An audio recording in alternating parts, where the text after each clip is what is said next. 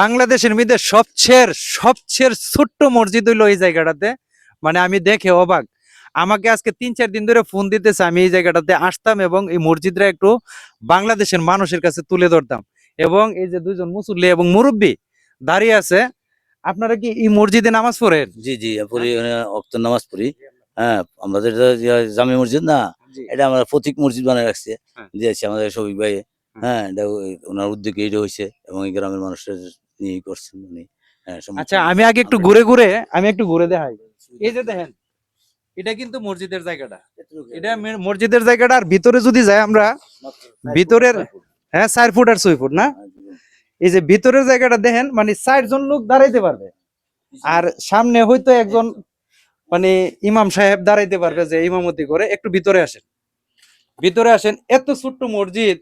তবে এই এলাকাতে কিন্তু এদিকে অনেক জমি আছে, অনেক ক্ষেত পাথর আছে, অনেক কাজের লোক আসে এবং অনেক গৃহস্থ আসে জায়গাতে দেখার জন্য। ওই যে এক মুরব্বী আসতেছে, দেখেন, যদি নামাজের টাইম হয় তাইলে কিন্তু নামাজ পড়ে যাবে, এই যে মুরব্বী আসতেছে।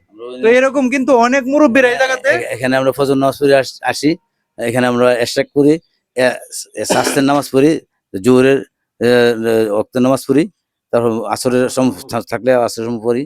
অনেকে থাকে মাগরিব পর্যন্ত, মাগরিব পড়ে পরিষেবা, তেমন অনেকে চলে যায়। এশার নামাজের সময় অনেকে হঠাৎ যদি কেউ থাকে তেমন, নাহলে তবে যারা উদ্যোগ নিয়ে করে দিছে ওদেরকে আমি আগে একটা ধন্যবাদ জানাই।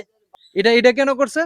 ফর নাথিং, হ্যাঁ, for nothing, for nothing, for nothing, ইয়ালা, মানে কোনো ফর দরকার নাথিং, না। For nothing.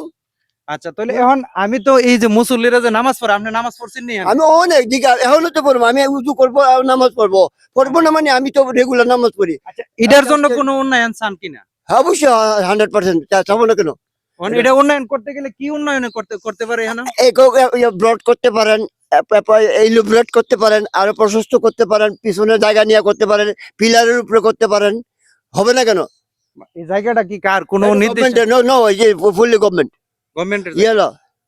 আচ্ছা আচ্ছা, ঠিক আছে। তাইলে এখন এই জায়গাটা যদি আরেকটু বড় করে করাও তাহলে মুসল্লিদের জন্য it will be better to all.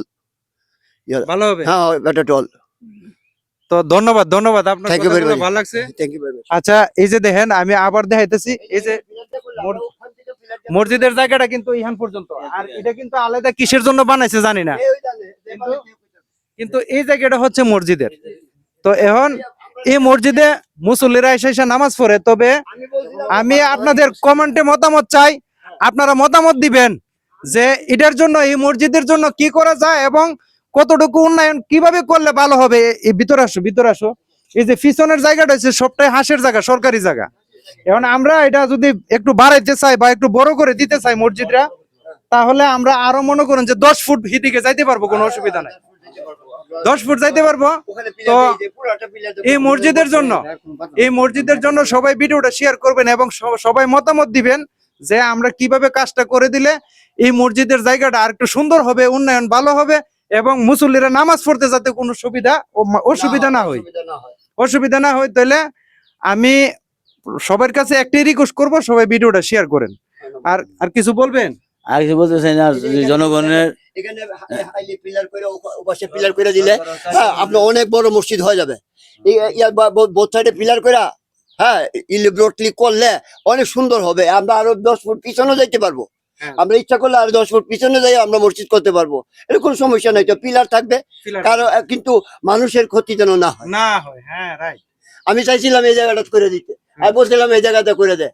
ওই তখন এমপি সাহেব আছে, এমপি সাহেবের দোয়াই দিতে এনে করলে এমপি সাহেব নিয়ে বাধা দেয়। আর এমপির বাধার কি আসবে, আমার জায়গায় পুকুর হলো আমার, কিন্তু তারা ওই ইচ্ছা করে আনছে। দেখেন, অনেক প্রবীণ মুরব্বী, এই যে 2-3 জন লোক দেখতেছেন, অনেক প্রবীণ মুরব্বী, এবং ওরা কিন্তু বলতেছে যে এই জায়গাটাতে আরেকটু মানে 20 ফুট বাড়াইয়া যদি আমরা সুন্দর করে মসজিদটা করি, তাহলে ইনশাল্লাহ মসজিদটা আরো সুন্দর হবে, আরো ডেভেলপ হবে এবং মুসল্লিরা নামাজ পড়তে আর কোনো সমস্যা হবে না। আমার ওই ভাই জানে সব কিছু।